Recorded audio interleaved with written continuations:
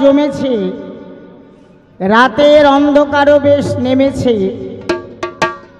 লোক অর্থাৎ আমার দর্শক শ্রোতা বন্ধু বেশ জমেছে। আর কোথায় যেন ভক্ত হনুমানের দামটাও একটু কমেছে। হ্যাঁ গো, আগে হ্যাঁ, এ হচ্ছে কবির গান। কবির গান বাপের নাম ভোলানো গান বাবা। অর্থাৎ আমরা যখন কবির আসরে দাঁড়াই তখন কোনো কবিয়ালের বাপের ঠিক থাকে না। আগে হ্যাঁ, আমারও নাই, আমার পাল্লাদারেরও নাই, যারা কবি করে তাদের কারুরই নাই। কেন নাই? না, যেদিন যা আমাদের আপনারা সাজিয়ে দেন তার বাবাটাই কিন্তু আমাদের বাবা হয়ে যায়।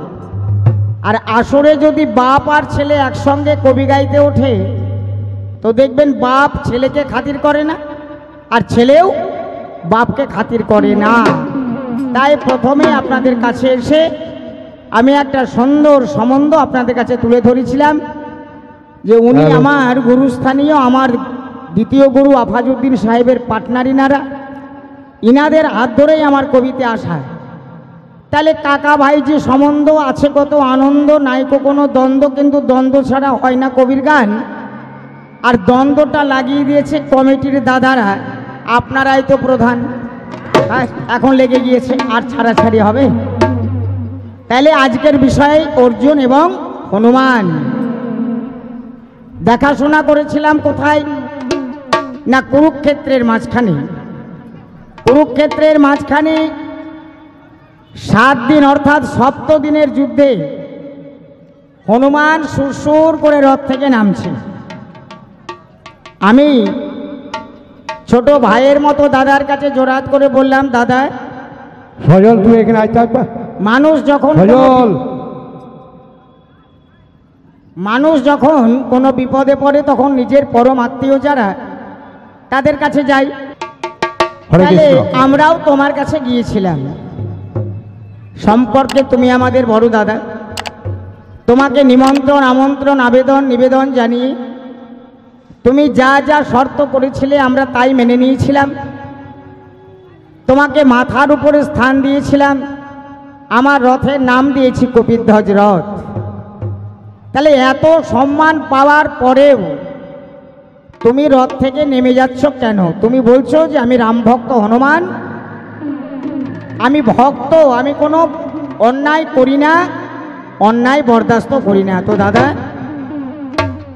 ভক্ত করো শক্ত কথা, গুরু থাকেন বসে, আর গাছের ফল গাছে তাকে বোঁটা ভরে খসে। আচ্ছা, এই কথার মানে কি? পেয়েছেন আপনারা জবাব? যাক, পেয়েছেন তাও ভালো, না পেয়েছেন তাও ভালো, মনে রাখুন কথাগুলো। দ্বিতীয় আমি বলেছিলাম, দেখো ভ কিন্তু একটাই। ভগবান লিখতে গেলেও ভ আগে লিখতে হয়, আর ভক্ত লিখতে গেলেও ভ আগে লিখতে হয়। তাহলে ভগবানের ভয়ের তাৎপর্য আমি বলেছিলাম। তাহলে ভক্তের যে ভ, সেটাও তো একটাই ভ, তার তাৎপর্য কি? পেয়েছেন আপনারা জবাব? পেয়েছেন? আচ্ছা, ঠিক আছে। না পেলেন তুলে রাখুন, এবার না হোক সামনেবার আবার যদি মনে করেন তো দুজনকে ডাকবেন, আমরা আবার আসবো, আবার না হয় এই প্রশ্নগুলোই তুলে ধরব। তারপর আমি কোনো প্রশ্ন করিনি, কোনো জিজ্ঞাসা করিনি, একটু আলোচনা করেছিলাম যে দাদা, ভক্ত হতে গেলে যে গুণাবলী থাকা দরকার তা কি তোমার আছে? তোমার মধ্যে কাম? বলছে আমার এক বিন্দু ঘাম মাকড়াসি চেটে খেয়েছিল, ওরে তাই থেকে একটা ছেলের জন্ম হয়ে গেল। তো ঘামেই তো জন্ম হয়, শ্বাসে যায়, কাশে যায়, আর যায় ঘামেই। নারী ভাব জাগলে মনে, সেটাও ডাকে না থেমে। তাহলে তুমি কথাটা কাটতে পারলে না, ঢাকতে পারলে না। তোমার মধ্যে যে কাম বীজ ছিল, সেই কাম বীজকে যে তুমি সিদ্ধ বীজে পরিণত করতে পারোনি, তোমার সেই কাম বীজকে তুমি যে দমন করে রাখতে পারোনি বস্তার মধ্যে, সেটা তোমার কথাতেই প্রমাণ হয়ে গেল। কি বাবা, তাই তো? যেখানে তুমি স্বীকার করে নিয়েছো যে আমার ঘামে একটা ছেলে হয়েছে, বলে হারি দাদা, বলে হারি, এমনি করে বললেই আর কটা বছর পার হয়ে যাবে। বল, তুমি আমার দাদা বটে তো? আমার আরেকটি আলোচনা যে তোমার মধ্যে লোভ আছে। সীতার দেওয়া 3টে ফল, তুমি রাম যদি তোমার ভগবান হয়, সীতা তোমার ভগবতী। যদ্বিদং হৃদয়ং মম তদ্বিদং হৃদয়ং তব। বিবাহের সময় এই মন্ত্রটা উচ্চারিত হয় কেন না, সেই দিন দুটি হৃদয়, তোমার হৃদয় আমার হৃদয়, আমার হৃদয় তোমার হৃদয়, বিনিময় করে স্ত্রী হয় অর্ধাঙ্গিনী। তাহলে সীতারামের অর্ধাঙ্গিনী, তিনি নির্দেশ দিলেন লক্ষণকে আম একটা দিতে, আম তো নয়, একটি ফল, এই ফলেরও নাম আছে। হনুমান তুমি একটা খেও। তুমি লোভ সম্বরণ করতে পারলে না, সীতা অভিশাপ দিল যে লোভের আগুনে, লোভে পাপ, পাপের আগুনে তোমার বদন পুড়ে ছাই হবে। তুমি জানতে পেরে সীতার কাছে গিয়েছিলে, মা আমি যদি পোড়া মুখ নিয়ে দেশে ফিরে যাই তাহলে আমার যারা সম্প্রদায় আছে তারা কি বলবে? সীতা বলল, একই নপি কুবৃক্ষেন কোটরে স্থিন বন্যিনা দজ্জতে তদ বনং সর্বং কুপুত্রেন কুলং যথা। একটা যদি সুপুত্র হয় জানবেন তার থেকে বংশ উদ্ধার হবে, আর যদি কুপুত্র জন্মায় তো গোটা বংশের মুখ পুড়িয়ে ছাড়বে ওই কুলাঙ্গার। হনুমান আমি এবার অভিশাপ দিচ্ছি, শুধু তোমার নয়, তোমার জন্য এই বাঁদর হনু যত আছে সবার মুখ পুড়ে ছাই হবে। দাদা হনুমান তুমি এত বড় কুলাঙ্গার যে নিজের মুখ তো পোড়ালে, গোটা বংশের হনু বাঁদরের মুখ পুড়িয়ে ছাড়লে, তোমার লজ্জা করা উচিত। কি বাবা, তাই তো? ঠিক না ভুল বলুন?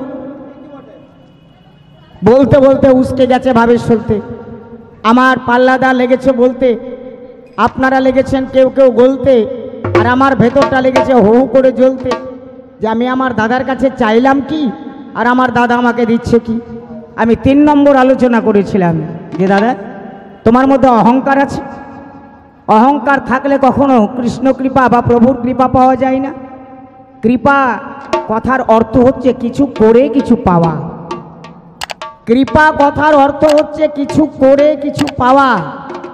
তাইলে তুমি এমন কিছু করো যাতে প্রভুর কৃপা পেতে পারো, সেটা না করে অহংকারের বশে তুমি ওই 14 বছরের ফলের ওই ঠোঙাটা তুলতে পারলে না। হ্যাঁ, তাহলে তোমার মধ্যে অহংকার দেখা গেল। আচ্ছা, যেদিন তুমি লঙ্কায় গিয়েছিলে বলছে সরমার ঘর পড়ে নাই, বিভীষণের ঘর পড়ে নাই, কে বলেছে? কে বলেছে? রামায়ণ বলছে যে গোটা স্বর্ণ লঙ্কাকে তুমি শ্মশান করেছো। সেখানে আলাদা করে কোথাও লেখা নেই যে সরমার ঘর পড়েনি বা বিভীষণের ঘর পড়েনি। আছে লেখা বাবা? স্বর্ণ লঙ্কা তুমি শ্মশান ভূমিতে পরিণত করেছো, তাই তোমার নাম ঘর পোড়া মুখ পোড়া হনুমান। রাস দেখাইছে, এটা বনের পশু। রাসের আবার তুমি কি জানবে? রাস করে কারা জানো? যারা রসিক। রসিকে রসিকে কহে সকলে রসিকে কাহারে কয়, যার বিন্দু রাসে জগৎ ভাসে সে যে কৃষ্ণ রসময়। যার বিন্দু রসে জগৎ ভাসে গো, হ্যাঁ আমি তার সখা, আর তুমি আমাকে রাস শেখাইতে এসেছো? তো হারি বলে, আরে দাদা রাস করেছো কোনোদিন? আগুনের ধারে যে বসেনি সে কি বলতে পারে আগুনের দাহিকা শক্তি কেমন? যে জলে নামেনি সে কি বলতে পারে যে এই পুকুরের জলের গভীরতা কত? পারে না। শিশু যেমন আছাড় না খেলে হাঁটতে শিখে না, জলে না নামলে যেমন সাঁতার শিখে না, আর রমণীর কাছে রমণ করতে না পারলে সে যে নিত্য ধনের অধিকার পাওয়ার রাস্তা খুঁজে পায় না, সেটা হনুমান তুমি জানবে কি করে? হ্যাঁ, সেটা জানলে অর্জুন জানে, সেটা হনুমান জানে না। তাহলে এ কথার মধ্যে দেখা গেল যে তোমার মধ্যে অহংকার আছে। এবার চলে গেলাম পাতালে, যে দেখো একটা নারী হত্যায় যত পাপ, 100 ব্রাহ্মণ হত্যায় তত পাপ। একটা ব্রাহ্মণ হত্যায় যত পাপ, 100 গো হত্যায় তত পাপ। 100 গো হত্যায় যত পাপ তার অধিক পাপ একটা শিশু হত্যায়। তাহলে তুমি নারী হত্যা করেছো, তুমি মার্ডার কেসের আসামি 302। একটা শিশুকে তুমি মারবার জন্য চেষ্টা করেছো, অর্থাৎ অ্যাটাম্প টু মার্ডার, তুমি 326 ধারায় আসামি।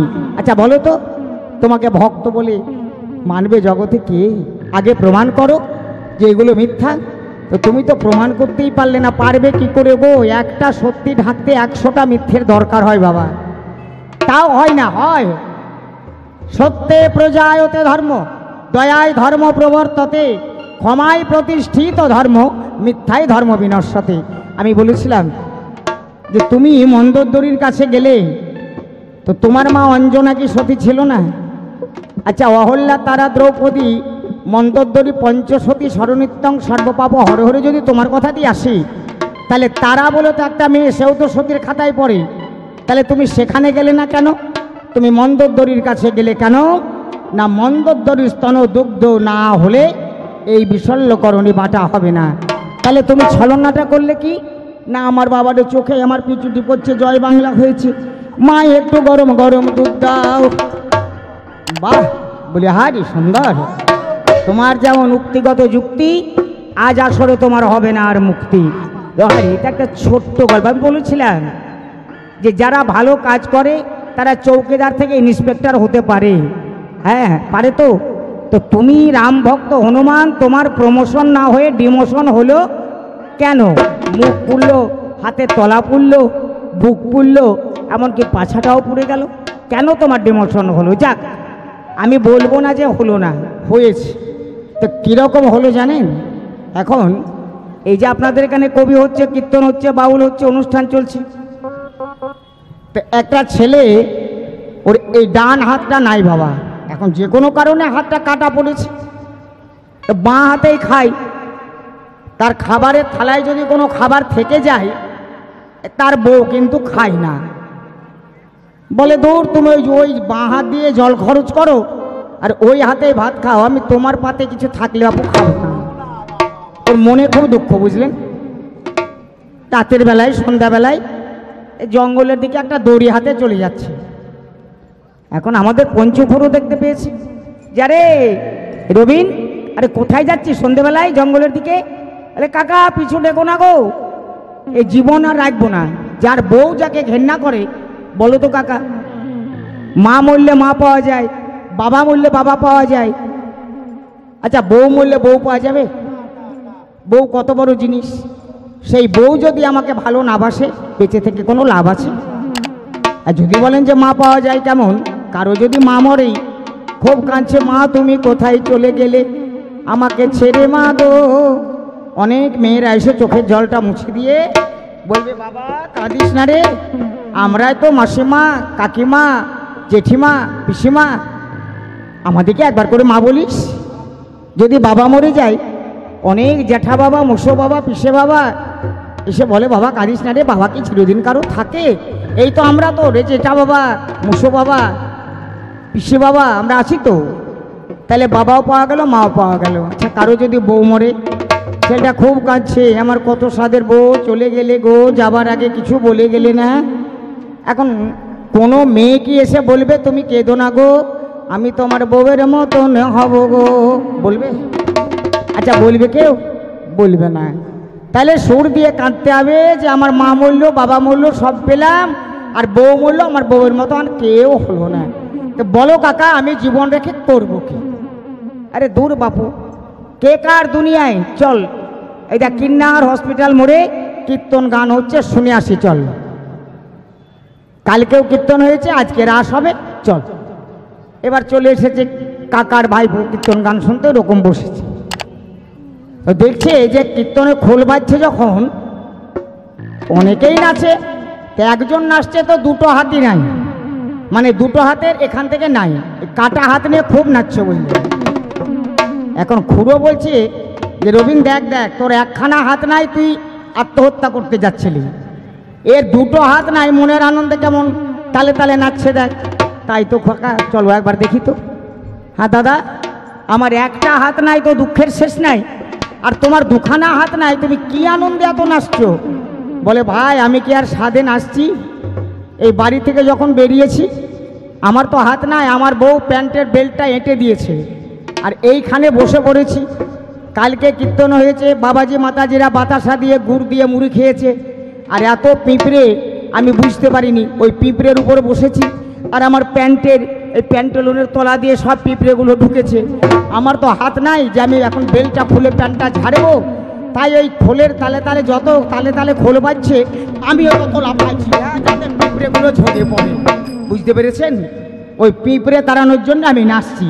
তা আমি প্রথম পালাতেই যে লাল পিঁপড়ে লাগিয়ে দিয়েছিলাম আমার হনুমানের পাছাতে, ও লাফিয়ে লাফিয়ে ঝাড়ার চেষ্টা করেছে, কিন্তু ছাড়লেই কি আর যাবে?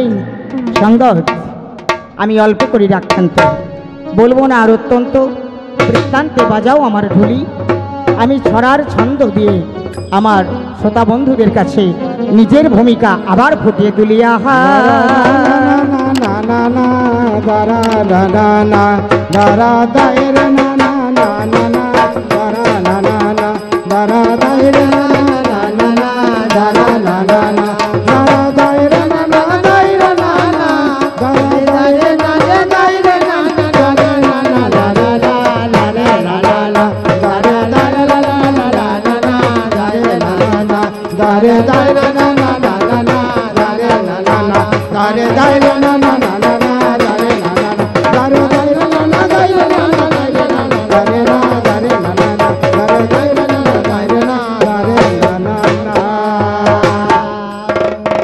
আমার ভাবের গাছে আমার ভাবের ঘরে গাবের কালি লাগিয়ে দিয়েছে রে, লাগিয়ে দিয়েছে। আমার ভাবের ঘরে গাবের কালি লাগিয়ে দিয়েছে রে, লাগিয়ে দিয়েছে। আমার ভাবের ঘরে গাবের কালি লাগিয়ে দিয়েছে রে, লাগিয়ে দিয়েছে। আমার ভাবের ঘরে গাবের কালি লাগিয়ে দিয়েছে রে, লাগিয়ে দিয়েছে। আমার ভাবের ঘরে গাবের কালি লাগিয়ে দিয়েছে রে, লাগিয়ে দিয়েছে। কত টিয়া ময়না কোলকে পাই না, কত টিয়া ময়না কোলকে পাই না, মজা মারিছে শালার ক্যাচ কেচে, মজা মারছে শালা ক্যাচ কেচে, মারছে শালা ক্যাচ কেচে, মারছে শালা ক্যাচ কেচে, লাগিয়ে দিয়েছে। আমার ভাবের ঘরে গাবের কালি লাগিয়ে দিয়েছে রে, লাগিয়ে দিয়েছে। আমার ভাবের ঘরে গাবের কালি লাগিয়ে দিয়েছে রে, লাগিয়ে দিয়েছে। আমার ভাবের ঘরে গাবের কালি। বাঁশের কোড়া যত এবারে আকাশ কি তাই ছুঁতে পারে, আর বাঁশের কোড়া যতই পারে আকাশ কিসে ছুঁতে পারে। বাঁশের কোড়া যত এবারে আকাশ কি তাই ছুঁতে পারে, বাঁশের কোড়া যতই পারে আকাশ কিসে ছুঁতে পারে। বনশুয়ারের দাঁত গজালে, বনশুয়ারের দাঁত গজালে, হাতির বাচ্চা বলবে কে, হাতির বাচ্চা বলবে কে, হাতির বাচ্চা বলবে কে, লাগিয়ে দিয়েছে। আমার ভাবের ঘরে গাবের কালি লাগিয়ে দিয়েছে, লাগিয়ে দিয়েছে। আমার ভাবের ঘরে গাবের কালি। বাবলা গাছে জল ঢালিলে তাতে কি আর কমলা ফলে, এবার লাগাচ্ছে জল ঢালিলে কি আর কমলা ফলে। বাবলা গাছে জল ঢালিলে তাতে কি আর কমলা ফলে, বাবলা গাছে জল ঢালিলে তাতে কি আর কমলা ফলে। হিজড়ে মেয়ের হবে ছেলে, হিজড়ে মেয়ের হবে ছেলে, কোন কালে কে শুনেছে, ওরে কোন কালেতে শুনতে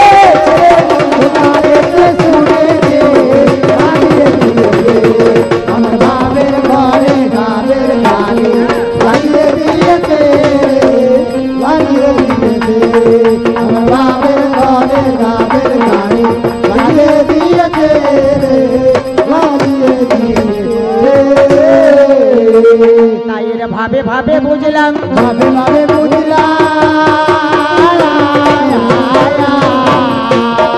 এই অভাবটা কোনখানে ভাবে ভাবে বুঝলাম, এই অভাবটা কোনখানে ভাবে ভাবে বুঝলাম। জাগে জাগে জাগে বিশেষ কথার নাই কো প্রয়োজন, এখন এই আসর মাঝে করি কাব্য গীতির আয়োজন। আমরা প্রতিপক্ষ করি লক্ষ্য আসরে দাঁড়ালো, আহা! আমায় গোটা চারের জিজ্ঞাসায় আজকে করে গেল। বলে দৈরথ সমরে যেদিন কর্ণ এসেছিল, তারে রথের চাকা মেদিনীতে গ্রাস করে নিল। কর্ণ বলে ওরে অর্জুন তিষ্ঠ ক্ষণকাল, এটুকু সময়ে যেন করো না গোলমাল। আমি রথের চাকা তুলে যখন আবার উঠে বসি, তুমি যত খুশি বানে মেরো নৈকো গয় খুশি। অর্জুন, আমাকে রথের চাকাটা তুলতে দাও। কে বলছে? আমার প্রতিপক্ষ পাল্লাদার হনুমান বলছে, তাই না?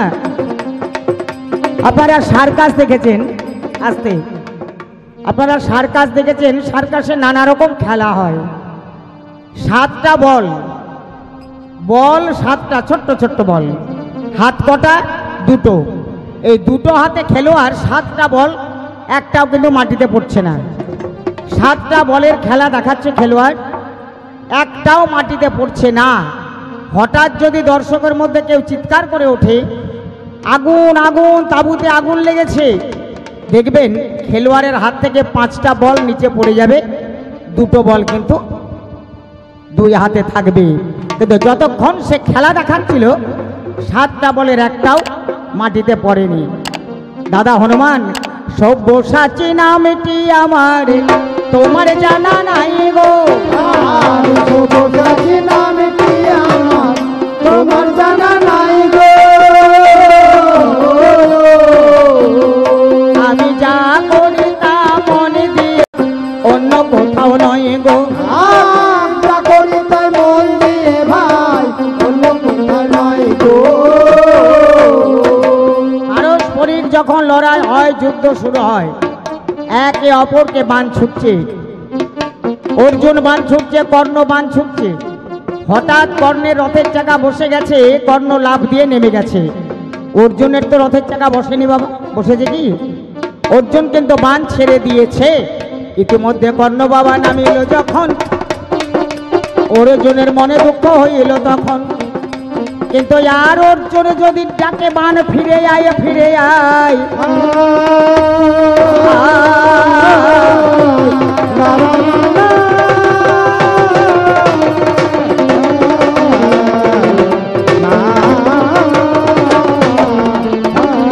ওরে হাতের ঢিল ছুঁড়ে দিলে আর ধরার এই উপায় নাই। তাহলে অর্জুনের হাত থেকে যে বাণ বেরিয়ে এসেছে, তাকে ফেরাবে কেমন করে? আরে কর্ণ যে রথ থেকে নামবে অর্জুন জানে নাই অন্তরে। কর্ণ যে রথ থেকে নেমে যাবে, এটা যদি অর্জুন জানতো তাহলে হয়তো বাণ ছাড়তো না। কিন্তু পরস্পরে যুদ্ধ যখন ছাড়াছাড়ি বাণ, আজ এই আসল কথাই আমার কাছে সন্দেহ হনুমান। এবার হাতের অস্ত্র ছেড়ে দিয়ে অর্জুন ভাবে মনে, বাণে আমার ফিরে আয়, বাণ আসবে কেন? তাই ছাড়া বাণে অভিশাপ কর্ণের কাঁধেতে লাগিল। আর এই অভিমানী কর্ণ সেদিন মৃত্যু বরণ করল। অভিমানী কর্ণ, কর্ণের অভিশাপ ছিল। কি অভিশাপ? না, গুরুদেব বলেছিলেন, আমার কাছে জাতি লুকিয়ে তুই যে অস্ত্রবিদ্যা শিখেছিস, গুরু বলতে পরশুরাম, আমি তোকে অভিশাপ দিলাম, প্রয়োগকালে তুই ভুলে যাবি। কর্ণ মনে মনে ভাবছি, আচ্ছা গুরুর কথা কি সবসময়ই সত্যি হয়? গুরুর কথা না শোনো কানে কষ্ট পাবে শেষের দিনে। দেখি একবার একটা বাণ তুলে দূরে একটা পাথরকে লক্ষ্য করে বাণ ছড়েছে, কিন্তু ওটা পাথর ছিল না, গৌতম মুনির একটি গাভী সেই মুহূর্তে একটি বাচ্চা প্রসব করেছে। বাচ্চাটা তখনও নারী ছেদন হয়নি, উঠে দাঁড়াতে পারে না, এমন অবস্থায় কর্ণের বাণ ওই বাচ্চার হৃৎপিণ্ড বিদ্ধ করেছে। গৌতম মুনি ধ্যান যোগে জানলেন কর্ণ গরুর প্রতি অবিশ্বাসী নেই, এই বাণ ছেড়েছে। অভিশাপ দিলেন, কর্ণ যেদিন দৈরথ সমরে যাবি তোর রথ চক্র গ্রাস করিবে, রথ চক্র গ্রাস করিবে, মেদিনীতে গ্রাস হইবে, রথ চক্র গ্রাস করিবে, মেদিনীতে গ্রাস করিবে, রথ চক্র গ্রাস করিবে। যেমন আমার এই গোবৎস আর কোনোদিন উঠে দাঁড়াবে না, তোর রথের চাকাও আর কোনোদিন উঠবে না, উঠবে না, উঠবে না। তাহলে এই অভিশাপ আছে দেখো।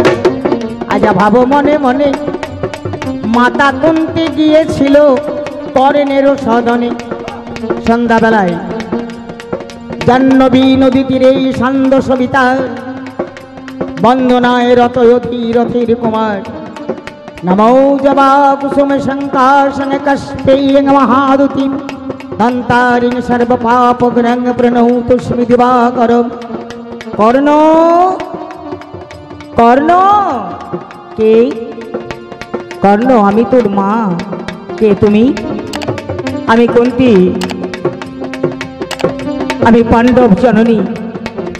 পাণ্ডব জননী তুমি আমার কাছে কেন এসেছো? অর্জুনকে বাঁচাবার জন্য আজ আমার কাছে এসেছো? কুন্তী বলেছিল, ওরে কর্ণ, পৃথিবীতে এমন কোনো সাধ্য নেই কোনো বীরের, কুন্তীর এক বিন্দু দুগ্ধ যে পান করেছে এই পৃথিবীতে তার মৃত্যু নেই। তাই অর্জুনকে বধ করার স্বপ্ন তুই দেখিস না। আমি তোর কাছে এসেছি, তুই যে আমার সন্তান কর্ণ, পুত্র হারার বেদন অন্তর ছেদন কে বলি জননী জানে। পুত্র হারার বেদনা অন্তর ছেদনা কেবলে জননী জানে।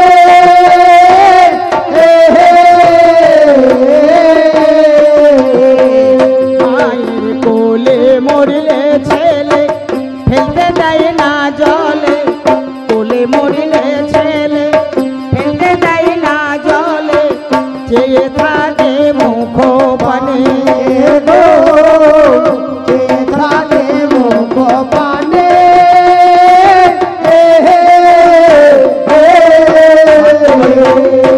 ছেলের মরা মুখে মাছি বসতে দেয় না, মরা মুখে মাছি বসতে দেয় না, বলে মা বলে ডাক চাঁদের কোনা।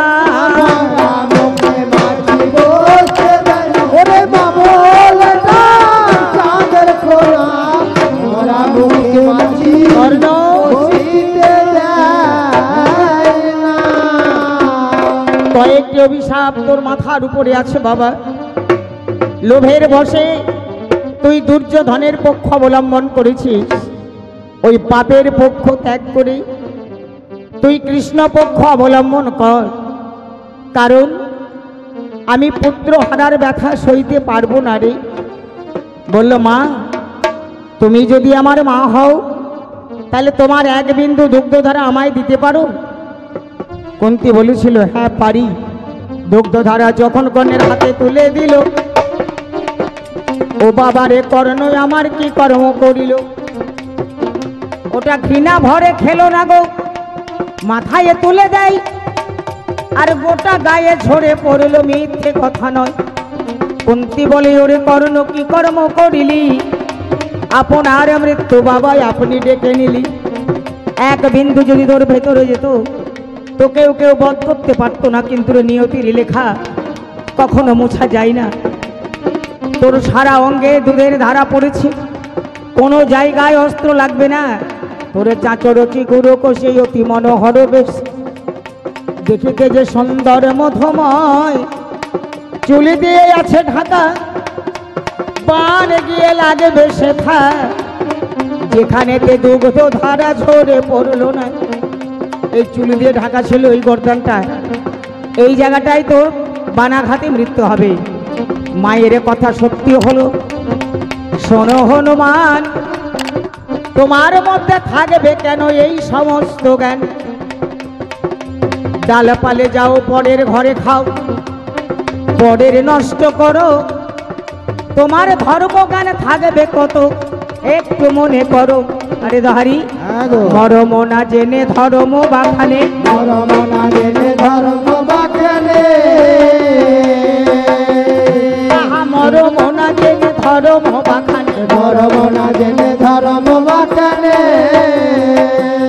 আমি থেকে থেকে বলি তারে আমি থেকে থেকে বলি তারে